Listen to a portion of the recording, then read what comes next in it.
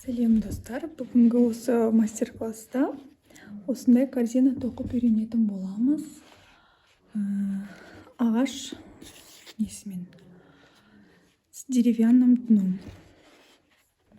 Мен средний размерін тоқып қойдым. Қазір осындай кішкентай размерін тоқып көрсететін боламын. Бұның сантиметрі 10 сантиметр, ал мына 15 сантиметрлік. Осындай ерекше әдемі узормен дайындаймыз. Ол үшін бізге жіп, осындай 6 мм сердечникпен, крючок 5 размер, қайшы, зажигалка керек. Так, мастер-класты бастайық.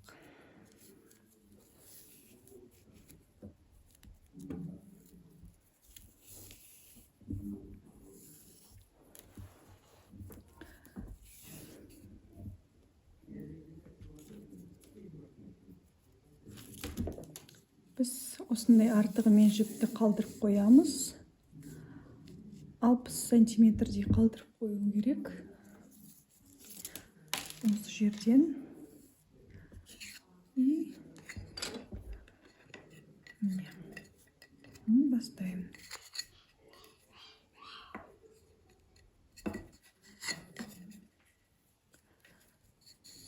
Обвязкасын жасап тоқып шығамыз қазір.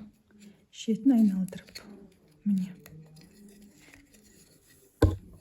Біз мына жіпті теспейміз, мына жұмыс жібін қолданамыз. Ол тұра береді. Мынау жұмыс жібімен жұмыс жасаймыз. Осылай дөңгелектің ішіне кіргіземіз. И мына жіптен өткіземіз. Кіргіземіз. Өткіземіз. Бұлай. Оңай. Кіргіземіз. Өткіземіз. Кіргіземіз. Өткіземіз.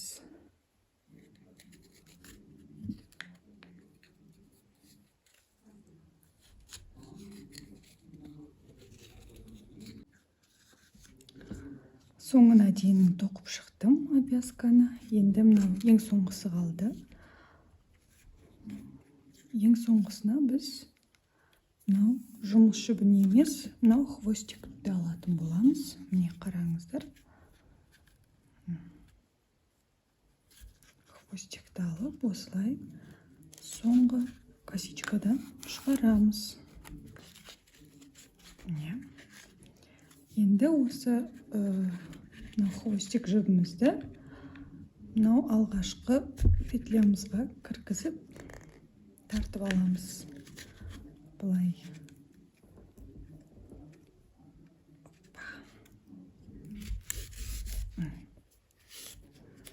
Осылай тартып алып, екеуін бір-біріне жалғастырамыз. Енді осыны мынадан осы тесіктен кіргізіп шығарамыз. Бізде осындай әдемі обвязка пайда болды. Барлығы бірдей. Міне. Енді біз мынау жан жақтарын тоқып шығамыз. Крючокты хвостик шығып тұрған тесікке кіргіземіз. Енді қазір жұмыс жібімен қолданатын боламыз. Міне жұмыс жібін тартып алып, осындай бір столбик без накида жасаймыз. Келесі тесікке кіргізіп, осылай столбик без накида жасаймыз. Міне.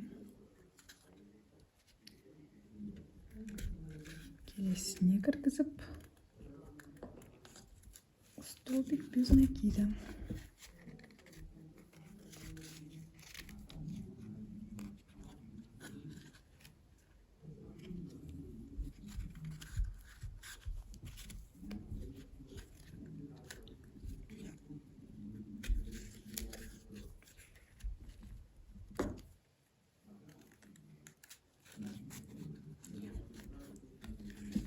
столбик без накида.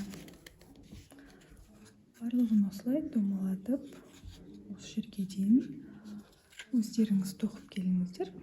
Одан кейін видеоның соңында, тоқыманың соңында қалай соединять ету керек екенін көрсетемін. Мен соңына дейін тоқыдым. Енді мынау біреу қалды. Қазір соединять ететінін көрсетемін, қалай жасау керек екенін. Мынау соңғы домалақ тесігімізге крючокты салып, осылай жұмыс жібін тартып аламыз. Енді қазір обвязка жасайтын кезде мына жұмыс жібін емес, мына хвостикті осылай тартамыз.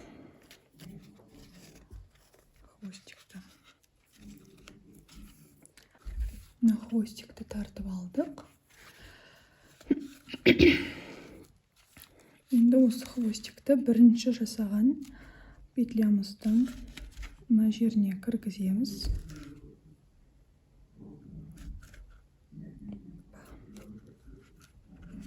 Міне.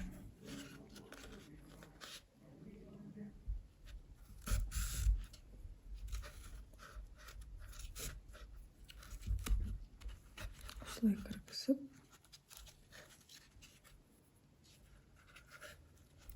шығарамыз.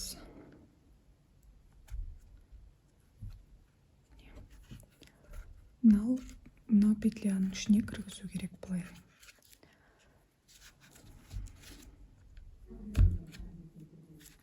Міне, мынау бірінші мына жіптен, одан соң мына жіптен өткізіп, осындай косичка жасаймыз. Міне, барлығы бірдей болды.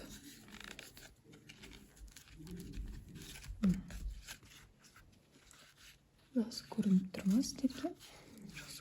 Корзинамыздың қабырғасын тоқимыз. Ол үшін мынау хвостик шығып тұрған петлядан жұмыс жібін тартып аламыз. Былай.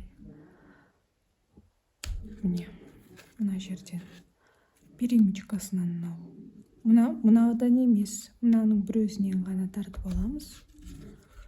Осылай. Міне. И екіншісінен сразу тартып алып, столбик без накида жасаймыз былай. Көрінді, я? Енді осы тартып алған столбик без накидамыздың мынау бірінші қабырғасына, міне қараңыздар, бірінші қабырғасынан өткіземіз, бір жіп. Одан соң мынау екі, міне крючокта 3 жіп болды, я? Соны мынаны сәл-сәл ұзынырақ қылып тартыңыздар, ол мынау узор болады. Мынау узорымыз осы жіптен болады. Енді осыны барлығын өткіземіз. Міне. Одан соң келесін тоқимыз. Міне, мынау біріншісінен. Қараңыз, осы мынадан өткіземіз. Одан соң мынау перемычкадан өткіземіз. Көрініп тұр, жұмыс жібін тартып аламыз. Міне, крючогымызда 3 жіп болды, столбик болды. Соның барлығын былай өткіземіз.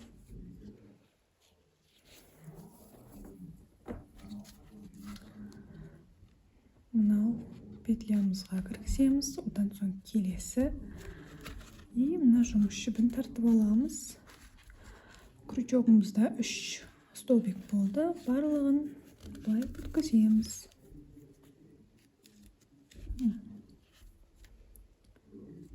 Біреу, мынау келесіне кіргіземіз. Екеу, үшеу, міне. Барлығын бірдей өткіземіз.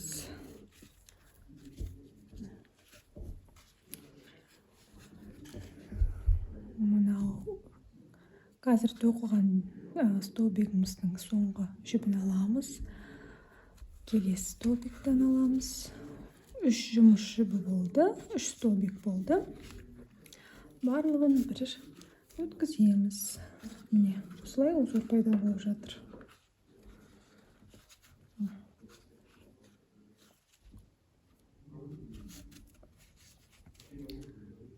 Біреу, екеу, міне, үшеу. Барлығын өткіземіз. Осылай сіздер мына жерге дейін тоқып шығыңыздар. Мен қалай соединить етуге керектігін көрсетемін сосын.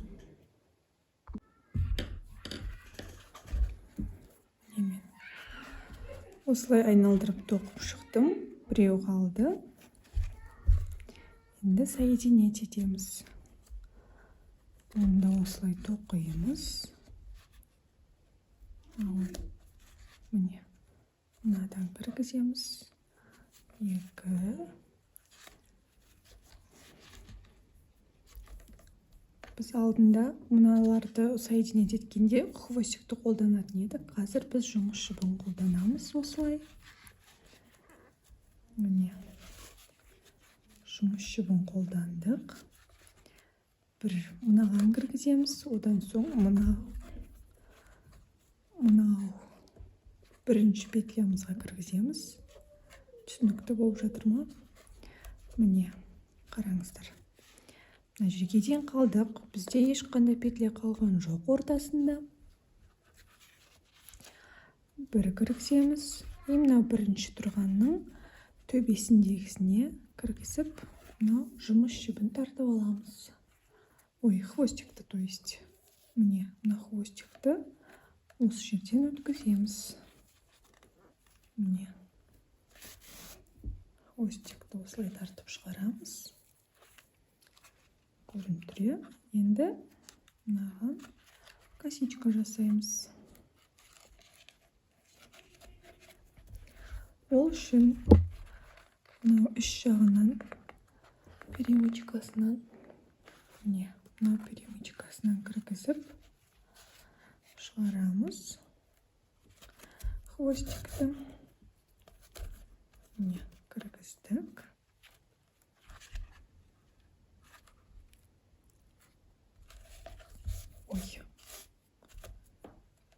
Мына жерден кіргіземіз былай.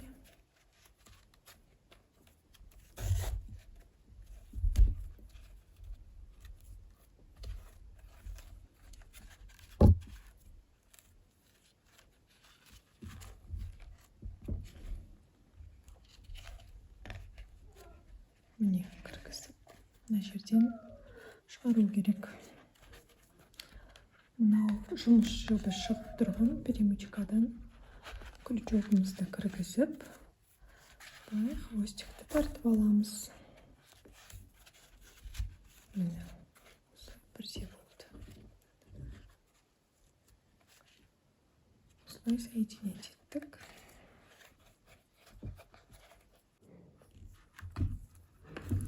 Енді екінші қатарымызды бастаймыз. Ол үшін мынау хвостикті қоямыз, жұмыс жібін алып, жұмыс жібімен хвостик шығып тұрған тесікке кіргіземіз. Міне, ол мынау. Біреу. Одан соң сразу мына екіншісіне кіргіземіз. Одан аламыз. И былай өткіземіз.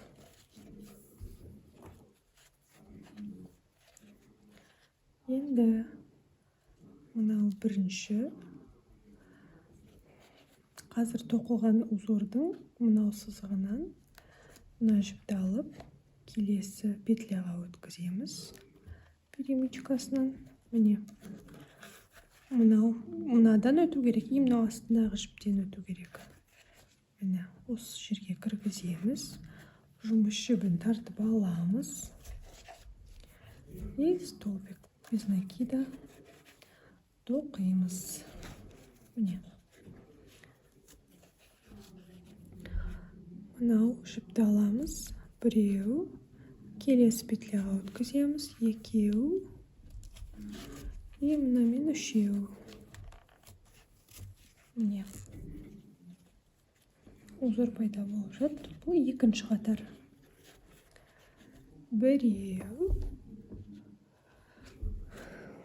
Мынауға кіргіземіз. Екеу, үшеу. Міне.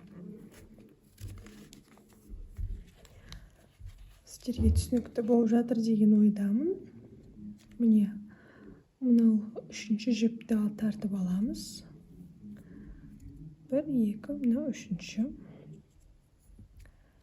Бір. Келесі петляға кіргіземіз крючогымызды. Жұмыс жібін тартып алып, үшеуінен өткіземіз.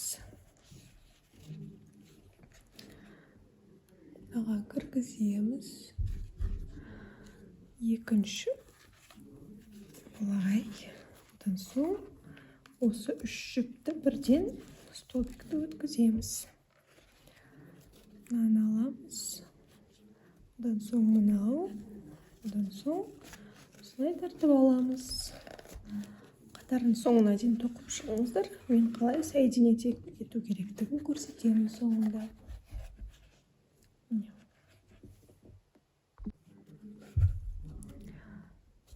Мынаны аламыз. И мынау бірінші петлямыздың жіпін алып, мынау хвостикпен тартып аламыз. Жұмыс жібін емес, мен қазір хвостикті алдым. Міне. Осы хвостикпен тартып аламыз.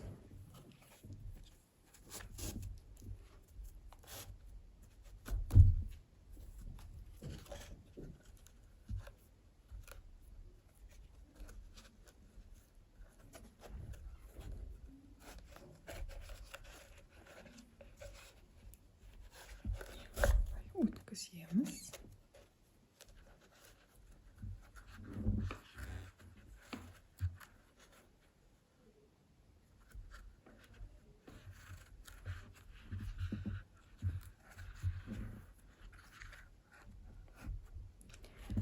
Жұмыс жібі шығып тұрған жерден осылай кіргіземіз.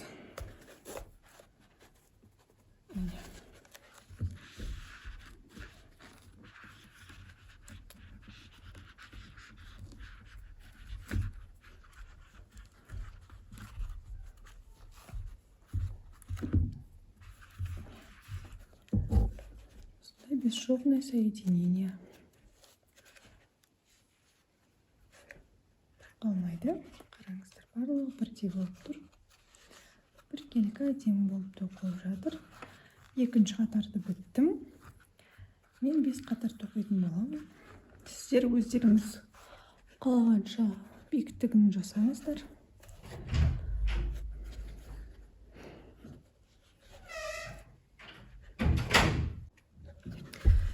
Осы 2 қатарды тоқып біттім. Мен 4 немесе 5 қатар тоқитын боламын.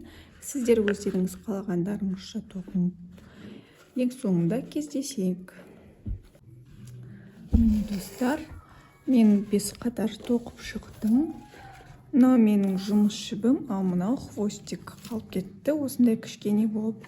Қазір видеоның соңында қалай бұны білдіртпей жасыру керектігін көрсететін боламын. Ал енді біз қазір мынандай ручкасын тоқитын боламыз.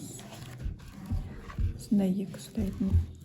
Ол үшін мынау жұмыс жібімізді мына жерден шығарамыз. И 10 воздушная петля жасаймыз. 1, 2, 3, 4, 5, 6, 7, 8, 9, 10. Не. 10 болды.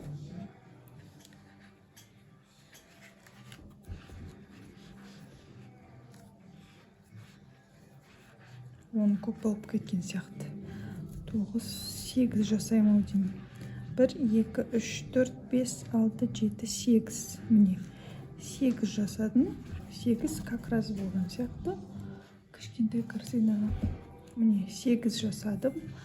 Ал мынау арасын 1, 2, 3, 4 петля қалдырып, 5-сіне тоқимын. Міне 5-сіне кіргіздім. Соединительный столбикпен тоқимыз. Біреу. Бұл уже обвязка болады. Осылай обвязка жасаймыз.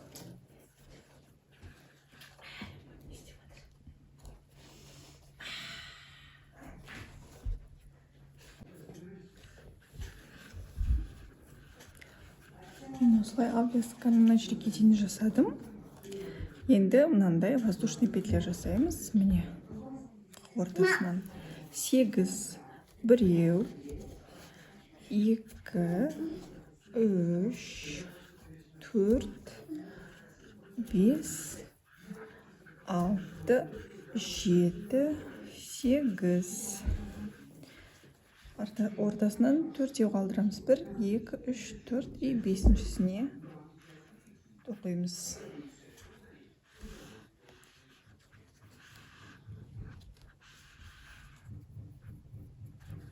Так, 1, 2, 3, 4 қалды. 1, 2, 3, 4 қалды.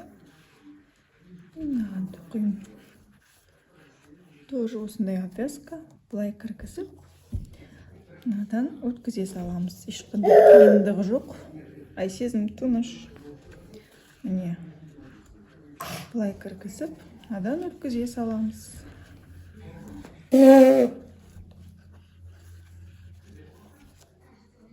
Міне, біреу. Екеу.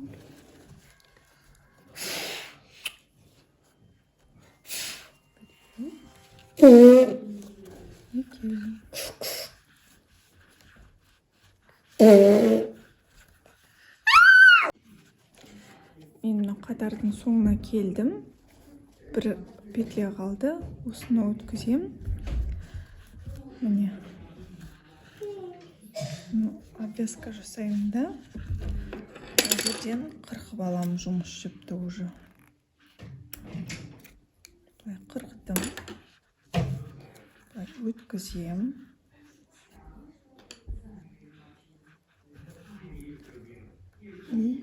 Мына жерден былай кіргізіп, мына жіпті жасыратын болам.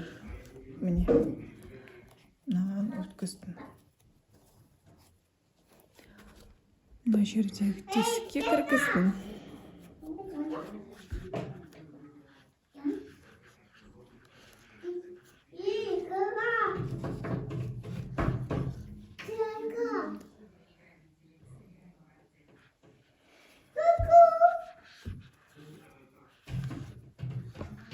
Енді бұны мынау перемычкасынан кіргізіп,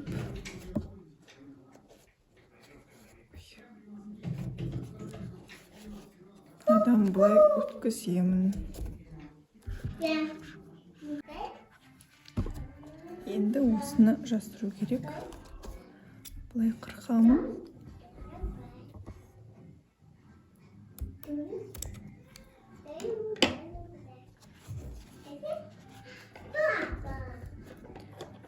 Зажигалканың көмегімен былай жасырамыз.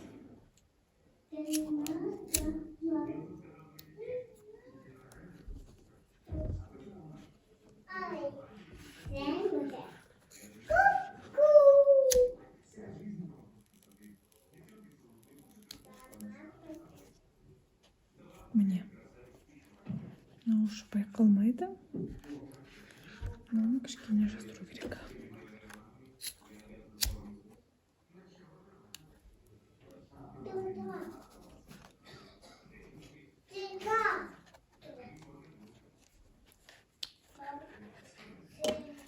Міне, осылай жабысты.